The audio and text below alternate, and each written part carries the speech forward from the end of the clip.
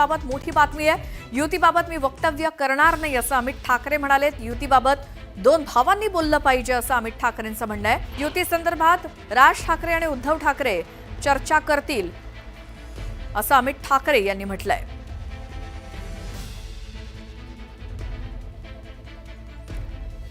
महाराष्ट्र नवनिर्माण सेना आणि शिवसेना उद्धव बाळासाहेब ठाकरे या दोन्ही बंधूंच्या पक्षांमध्ये युती होणार का, या युतीबाबत राज ठाकरे आणि उद्धव ठाकरे हे चर्चा करतील। मी त्याबाबत वक्तव्य करणार नाही असं अमित ठाकरे म्हणालेत। राज ठाकरेंचे पुत्र युतीबाबत मी वक्तव्य करणार नाही, युतीबाबत दोन भावांनी बोललं पाहिजे असं अमित ठाकरे म्हणालेत।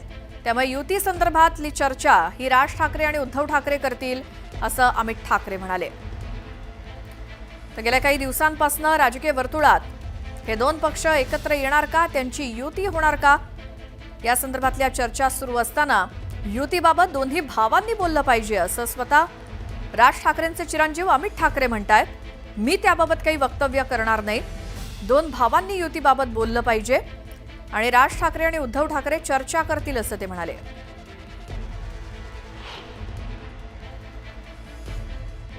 माझी भूमिका एवढंच आहे, तुम्ही जे दोन भाऊ बोलताय, मला वाटतं त्या दोन भावांनी बोललं पाहिजे। आम्ही खाली बोलून काही फरक पडणार नाही आहे, मला काही इश्यू नाही, दोन भाऊ एकत्र येणार। पण मी 2014ला 17ला बघितलं आहे, 2014-17 सोडा मी कोविड काळात बघितलं आहे, जिकडे मला वाटतं उद्धवजी मुख्यमंत्री होते। राजसाहेबांनी तेव्हा उद्धवजींना पहिला फोन केला की हे भीषण एक आजार आला आहे आपल्यावर, त्याच्यामुळे कुठचंही सरकार असो आपण त्यांची साथ दिली पाहिजे। आणि मी अनेकदा बघितलं हे फोन कॉल, तो मला वाटतं त्यांची इच्छा असेल तर त्यांनी फोन करावा। हे मीडियासमोर बोलून किंवा वर्तमानपत्रात बोलून काही अशा युत्या होत नाही। सगळ्या गोष्टी मीडियासमोर बोलतात, कुठे ना कुठे प्रस्ताव जो असतो, जो लेटर असतो, प्रस्ताव असतो, एकमेकाला भेटणं असतं। कारण एकीकडे वक्तव्य राजसाहेबांनी मला वाटतं त्यांच्याकडे एकमेकांचे नंबर आहेत, ते बोलू शकतात। त्याच्यामुळे मी तुमच्यासमोर येऊन काही होणार नाही आहे। आणि हे जे येतोय ते कशासाठी येतोय तुम्हाला पण माहिती आहे, की जे बोलतायत सकाळी उठून ते कोणाला फसवताय तुम्ही। मग ते दोन भाऊ आहेत, ते बोलतील नाही एकत्र, यावेळी पुढाकार त्यांनी घ्यावा, कोणीही घ्यावा, मी नाही घेऊ शकत। त्यामुळे सर्वसामान्य कार्यकर्त्यांप्रमाणे राज ठाकरेंचे चिरंजीव अमित ठाकरे यांचं सुद्धा तेच म्हणणं किंवा इच्छा आहे की दोन्ही भावांनी चर्चा करावी। तर याच संदर्भात आपण बोलूयात। आमच्या प्रतिनिधी प्रणाली कापसे आपल्या सोबत आहेत। प्रणाली, अमित ठाकरे यांचं जे वक्तव्य आहे त्या वक्तव्याला बरीच एक पार्श्वभूमी आहे, ती आपण लक्षात घेतली पाहिजे। की एप्रिल महिन्यातल्या 19 तारखेला जेव्हा राज ठाकरे यांची महेश मांजरेकर यांनी घेतलेली मुलाखत प्रसिद्ध झाली, त्या दिवशीपासून या सगळ्या चर्चांना सुरुवात झाली। त्यानंतर प्रसारमाध्यमं असो, सगळ्यांनाच या मुद्द्यावर नेमकं कार्यकर्त्यांना काय वाटतं हे आपण जाणून घेण्याचा प्रयत्न केला होता। परंतु पुढच्या काही तासामध्ये मनसे अध्यक्ष राज ठाकरे जे परदेशात होते त्यावेळेला त्यांनी त्यांच्या कार्यकर्त्यांना सांगितलं की याच्यावर तुमच्यापैकी कुणीही बोलायचं नाही, कुणीही यावर आपलं मत प्रदर्शित करू नका। त्यानंतर सातत्यानं रोज संजय राऊत बोलतायत की आघाडी झाली म्हणजे दोघांची युती झाली पाहिजे, होऊ शकते किंवा शक्यता आहे, राजकीय गोष्टी चाचपडल्या जात आहेत। परंतु थेट उद्धव ठाकरे आणि राज ठाकरे यांच्यामध्ये मात्र कुठलाही संवाद झालेला नाही आहे। त्यामुळे कुठेतरी या आजच्या अमित ठाकरे यांच्या वक्तव्यातून हे स्पष्ट दिसतंय की ते म्हणतायत की मी म्हणजे राज ठाकरेंचा मुलगा असून मी सुद्धा यामध्ये काहीही बोलणार नाही, जे काही बोलणं झालं पाहिजे ते या दोन भावांमध्ये झालं पाहिजे। थोडक्यात म्हणजे काय, जर राज ठाकरेंच्या बाजूनं त्यांचा मुलगा सुद्धा कुठली भूमिका मांडत नाहीये तर उद्धव ठाकरे यांच्या बाजूनं सुद्धा इतर कुणीही त्यांचं काय म्हणणं आहे ते मांडू नये। दोन्ही भावांनी एकमेकांचे फोन नंबर एकमेकांकडे आहे, एरवी एकमेकांशी त्यांचा संवाद असतो, तर तसाच संवाद युतीच्या बाबतीमध्ये करायचे नाही करायचे आहे याच्या बाबतीमध्ये संवाद सुद्धा या दोन भावांनीच केला पाहिजे। इतर कोण म्हणजे मी स्वतः जर बोलणार नसेल, थोडक्यात अमित ठाकरेंचं असं म्हणणं आहे की मी जर बोलत नसेल तर इतर कोणीही म्हणजे उद्धव ठाकरेंच्या बाजूनेही इतर कोणी बोलू नये। बोलायचं असेल तर ते उद्धव ठाकरे आणि राज ठाकरे यांनी एकमेकांशी बोलावं आणि त्यानंतरच ही चर्चा जी आहे ती पुढे जाऊ शकेल। आणि पुढाकार कोणी घ्यावा याबाबत सुद्धा आपण बघितलं की अमित ठाकरे यांचं स्पष्ट म्हणणं आहे की ते दोन भाऊ ठरवतील। आता पहिल्या ॲपमध्ये महानगरपालिकेच्या निवडणुकीची गाडी निघून जाते का हे बघावं लागेल. परंतु अमित ठाकरे यांच्या आजच्या या वक्तव्याला आपण अशाच पद्धतीनं घेतलं पाहिजे की दोन्ही भावांनी एकमेकांशी संवाद साधावा, दोघांच्या वतीनं इतर कुणीही हा संवाद साधण्याचा प्रयत्न करू नये किंवा इतर कुणीही युतीबद्दल वक्तव्य करू नये, असंच थोडक्यात अमित ठाकरे यांचं म्हणणं आहे. परंतु त्यामुळं आता ही चर्चा केवळ दोन भावांमध्ये होणं अपेक्षित आहे, हे कुठेतरी अधोरेखित होताना आपल्याला बघायला मिळतंय. बरोबर आहे. मात्र तसं प्रत्यक्षात घडेल का? हे दोन्ही नेते एकमेकांशी बोलतील का? कारण दोन्हीकडनं असं सांगण्यात आलंय की अमक्या अमक्या काळामध्ये या निवडणुका होत्या, आम्ही स्वतःहून त्यांना काही पत्र पाठवलं होतं किंवा फोन आलं होतं, फोन केला होता, तेव्हा काही प्रतिसाद मिळाला नाही असं देखील सांगण्यात आलेलं होतं. त्यामुळे तो प्रयत्न या आधी सुद्धा करून झालेला आहे. मात्र तो प्रयत्न पुन्हा करण्यासाठी कोण पहिलं पाऊल टाकणार? जसं तुम्ही म्हणालात पहिल्या ॲपमध्ये हे सगळं अडकायला नको.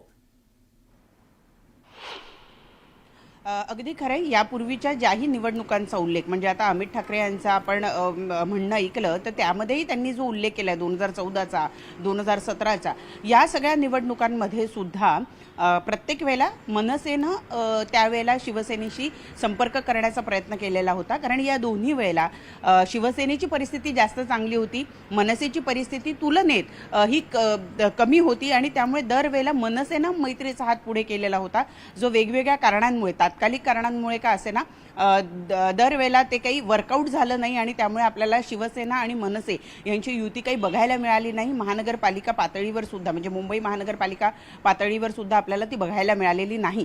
त्यामुळे आता ते घडतंय का हे बघणं खरंच खूप महत्त्वाचं राहणार आहे. कारण आत्ताची परिस्थिती वेगळी आहे. आत्ताच्या शिवसेनेची परिस्थिती आणि मनसेची परिस्थिती या दोन्ही गोष्टी लक्षात घेता दोन्ही भावांनी एकमेकांशी संवाद साधणं गरजेचं आहे, जर त्यांना युती करायची असेल तर. नाही तर त्यांच्या वतीनं इतर कुणी बोलू नये असं या ठिकाणी स्पष्ट म्हटलेलं आहे. कारण अनेक वेळेला ही जी आजूबाजूची माणसं असतात, ही आजूबाजूची माणसं त्यांची जी मतं असतात ती मतं त्यामध्ये लादण्याचा प्रयत्न करतात किंवा त्यांना जे काही वाटतं त्याचा इन्फ्लुएन्स करण्याचा प्रयत्न करतात. असा अनुभव मनसेला यापूर्वी आलेला असल्यामुळं यावेळेला मनसेची भूमिका आहे, जर बोलायचं असेल तर ते उद्धव ठाकरे आणि राज ठाकरे यांनी बोलावं, दोघांच्या वतीनं इतर कोणी बोलू नये. जो संवाद व्हायचा आहे तो दोन भावांमध्ये व्हावा, तिसऱ्या कुणी त्याच्यामध्ये लुडबुड करू नये, हेच सांगण्याचा प्रयत्न अमित ठाकरे यांच्या या वक्तव्यातून आपण काढायला हवा. बिलकुल. त्यामुळे हा नेमका काय प्रसंग होता ज्यावेळेला अमित ठाकरे यांना माध्यमांनी प्रश्न विचारला आणि हा प्रश्न नेमका आला कुठून किंवा डिरेक्टली अमित ठाकरेंना हा प्रश्न विचारण्याचं काय नेमकं प्रयोजन होतं?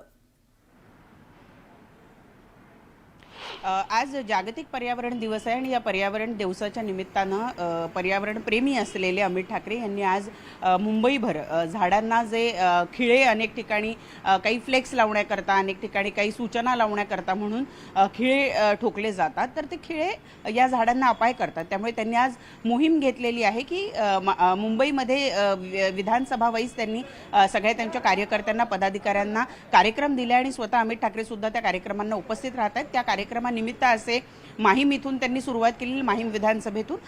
तर तिथे त्यांना हा प्रश्न विचारण्यात आला आणि तो प्रश्न विचारण्याचं कारण असं की काल उद्धव ठाकरे यांच्याकडनं सुद्धा असं वक्तव्य आल्याची माहिती आहे की आम्हाला काही अडचण नाही, संवाद केला गेला पाहिजे. तर हे जे वक्तव्य आहेत गेल्या महिनाभर हे सुरूच आहे की राज ठाकरे यांची मुलाखत झाल्यानंतर की मनसे आणि शिवसेना, उद्धव बाळासाहेब ठाकरे हे दोन पक्ष एकत्रित येणार का, या दोन पक्षांमध्ये युती होणार का, स्थानिक स्वराज्य संस्थांच्या निवडणुका आहेत, जी पडझड विधानसभा निवडणुकीला शिवसेना उद्धव बाळासाहेब ठाकरे पक्षाची झाली, त्यानंतर महानगरपालिका, मुंबई महानगरपालिका जर शिवसेना उद्धव बाळासाहेब ठाकरे पक्षाला राखायची असेल, कारण दुसरी पडझड ही राष्ट्रवादी पक्षाची सुद्धा झालेली आहे, तर ती पाहता काँग्रेस, शिवसेना उद्धव बाळासाहेब ठाकरे पक्ष आणि त्याचबरोबर राष्ट्रवादी शरदचंद्र पवार पक्ष यांची मुळात महाविकास आघाडी मुंबई महानगरपालिकेमध्ये राहते का, या सगळ्या बाबी लक्षात घेताना शिवसेना उद्धव बाळासाहेब ठाकरे पक्षाला जर आत्ता मदत हवी असेल आणि जर त्यांना अपेक्षित असेल की लवकरात लवकर स्थानिक स्वराज्य संस्थांमध्ये त्यांना कुणीतरी मित्र हवा आहे आणि तो मित्र मग मनसे असू शकतो का, कारण मनसे आणि शिवसेना उद्धव बाळासाहेब ठाकरे पक्षांचे काही मुद्द्यांवर त्यांची विचारसरणी एकसारखी आहे, त्यांचे कार्यकर्ते एकसारखे या विचारसरणीचे राहिलेले आहेत. बरं, प्रणाली थोडंसं थांबवते. शिवसेना उद्धव बाळासाहेब ठाकरे पक्षाच्या नेत्या किशोरी पेडणेकर आपल्यासोबत आहेत फोन लाईनवरती. किशोरीताई, स्वागत. स्वतः राज ठाकरेंचे चिरंजीव म्हणालेत अमित ठाकरे की दोन्ही भावांनी या युती संदर्भात बोललं पाहिजे, एकमेकांना फोन केला पाहिजे किंवा काहीतरी कॉन्टॅक्ट केलं पाहिजे, संवाद साधला पाहिजे. तर मग पहिला फोन कोण करणार? उद्धव ठाकरे करणार राज ठाकरेंना की राज ठाकरे? इथे पहिला कोण करणार दुसरा कोण करणार म्हणण्यापेक्षा महाराष्ट्रातल्या अनेक विषयांवर अनेक महाराष्ट्राच्या विषयांचा हात घालून वाताहत होताना दिसते आहे. कोण मंत्री काय बोलतोय, कोणाचा कोणाला पायपोच राहिलेला नाहीये. आणि तो जर कंट्रोल ठेवायचा असेल तर हा ठाकरे ब्रँड मध्ये उद्धव ठाकरे असतील बोललंच पाहिजे असं आता कार्यकर्त्यांचं म्हणणं आहे. त्यामुळे येत्या काही दिवसात होऊ शकतं ते बरं. न होण्यासाठी अनेक प्रयत्न करतायत. पण या महाराष्ट्रामध्ये उद्धव बाळासाहेब ठाकरे यांनी तेच सांगितलंय की महाराष्ट्राचा हित कायम शिवसेना जपत आली आहे. मग ते राज ठाकरे असताना असतील, बाळासाहेब ठाकरे असताना असतील किंवा आता उद्धवजी हितासाठीच सगळ्या गोष्टी होत होत्या. परंतु आता ज्या पद्धतीने संपूर्ण जे महाराष्ट्र आहे ते कोणासमोर झुकतंय किंवा कोणासाठी करतंय ते दिसायला लागलेलं आहे. सर्वसामान्यांच्या जीवनाशी निगडीत असलेले प्रश्न काढत नाहीयेत. धनधान्यांसाठीच सगळं चाललंय. आपण सर्वसामान्यांसाठी आहोत. तर दोघांनी एकत्र यावं हे बरोबर आहे. आणि ते बोलतील एकमेकांशी नक्कीच. आणि मग त्याच्यावर हे नाही होणार पहिला कोण बोलला मग ह्यालाच गरज आहे का. गरज महाराष्ट्राला आहे, दोन भावांची गरज मुंबईला आहे. ती गरज ओळखून, कारण कालांतराने ज्या गोष्टी घडत गेल्या त्या गोष्टी घडलेल्या गोष्टींमुळे हा सगळा तयार झालेला आहे.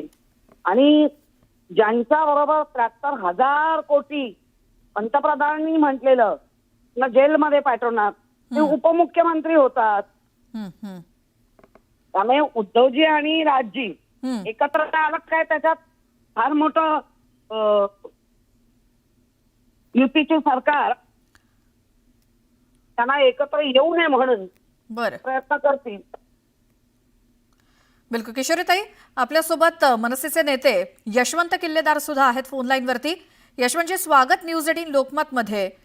खरं तर राज ठाकरे आणि उद्धव ठाकरे एकत्र येण्यासंदर्भात अनुकूल वातावरण आहेच. शिवसेना उद्धव बाळासाहेब ठाकरे पक्षाकडनं सुद्धा त्याला ग्रीन सिग्नल आहे. मात्र आज अमित ठाकरेंनी पुन्हा एकदा ती इच्छा बोलून दाखवली की दोन्ही नेत्यांनी एकमेकांशी बोलायला हवं, त्यामध्ये तुम्ही आम्ही काही करून होणार नाहीये. तर मग राज ठाकरे पुढाकार घेणार का यात? नक्कीच. हे बघा, लक्षात घ्या, हे मीडियाच्या माध्यमातून बोलण्यासारखे हे विषय नाहीत. युती काही मीडियावर होत नाही ना, ती प्रत्यक्ष समोर भेटीगाठी करून चर्चा करूनच होऊ शकते. आणि ह्यासाठी समोर आमच्याकडे कोणता प्रस्तावच आला नाही अद्याप. आम्ही माध्यमांच्या माध्यमातूनच ऐकतो आहोत. असा कोणता प्रस्ताव आला तर राज ठाकरे साहेब त्याच्यावर नक्की विचार करतील. पण मग प्रस्तावाची वाट बघणार की मनसे स्वतः प्रस्ताव देणार? कसं आहे माहितीये का, यापूर्वी 2014 किंवा 2017 या 2 वेळा आम्ही प्रस्ताव दिला होता. परंतु त्यावेळेला आमचे हात पोळले अक्षरशः. आणि मग ताक सुद्धा फुंकून प्यायला हवं अशी एक आमची भावना झालेली आहे. त्यामुळे हा 2 बंधूंमधला विषय आहे. खालच्या लोकांनी बोलून काही होणार नाही किंवा खालच्या लोकांनी बोलणंही योग्य नाहीये. उद्धवजी आणि राजजी या दोघांमधला 2 बंधूंमधला विषय ते दोघं ठरवतील. बरं. मात्र एका पक्षाचे नेते म्हणून जर ही युती झाली आणि जर ती महाराष्ट्रासाठी फायद्याची असेल तर मग ती योग्य वेळी व्हायला नको का? कारण आपण बरीच वर्ष ऐकतोय ठाकरे बंधू एकत्र येणार पण तसं प्रत्यक्षात काही दिसत नाहीये. हे दोघं बंधू जे काही निर्णय घेतील, राजजी जे काही निर्णय घेतील, तो सर्व आम्हाला मान्य असेल. बर. धन्यवाद यशवंत किल्लेदार, तुम्ही न्यूज 18 लोकमतशी बोललात त्याबद्दल. एकूणच सगळे पहिल्या फळीपासूनचे जे नेते आहेत या सगळ्यांची इच्छा आहे, सगळ्यांना मान्य आहे ही युती, आनंदच होईल अशा प्रतिक्रिया येत आहेत. मात्र हे भाऊ नेमके एकमेकांशी कधी बोलतात, यांची युती महाराष्ट्राच्या राजकारणामध्ये आगामी होते का, त्याचा फायदा कसा होतो दोन्ही पक्षांना सुद्धा आणि महाराष्ट्राला सुद्धा, याकडे महाराष्ट्रातल्या नागरिकांचं लक्ष आहेच. या संदर्भात आपल्यासोबत बोलण्यासाठी किशोरी पेडणेकर लाईनवरती आहेतच. किशोरीताई, जसं तुम्ही म्हणताय तसं यशवंत किल्लेदार यांचं देखील म्हणणं आहे की आम्हाला मान्य आहे जे कोणी आमचे नेते जे काही निर्णय घेतील ते, मात्र तो आपसातला त्यांचा विषय आहे, त्यामुळे आम्ही बोलणं योग्य नाही, अशा प्रकारच्या प्रतिक्रिया या संदर्भात येत आहेत. किशोरीताई, संपर्क तुटलेला आहे, मात्र या दोन्ही पक्षातल्या नेत्यांच्या प्रतिक्रिया आपण घेतल्या, त्यामुळे आम्ही बोलून काही उपयोग होणार नाही, तर या दोन भावांनी, या दोन्ही पक्षाच्या नेत्यांनी समोर येऊन एकमेकांशी चर्चा करायला हवी. अगदी खुद्द राज ठाकरेंचे पुत्र सुद्धा तेच म्हणतायत, अमित ठाकरे, की आम्ही बोलून काही फायदा नाही, तर त्या दोघांनी एकमेकांशी बोलायला हवं. ठाकरे बंधू एकत्र येणार का, या चर्चा किंवा हा प्रश्न गेले काही वर्ष राजकारणामध्ये घुटमळतोय आणि त्यामुळे त्याचं उत्तर अजूनही काही महाराष्ट्राला मिळालेलं नाही. मात्र आगामी काही निवडणुकांच्या पार्श्वभूमीवर किंवा मग महाराष्ट्र हितासाठी म्हणा का होईना, हे दोन्ही भाऊ एकत्र येतात का, याचीच महाराष्ट्राला प्रतीक्षा आहे.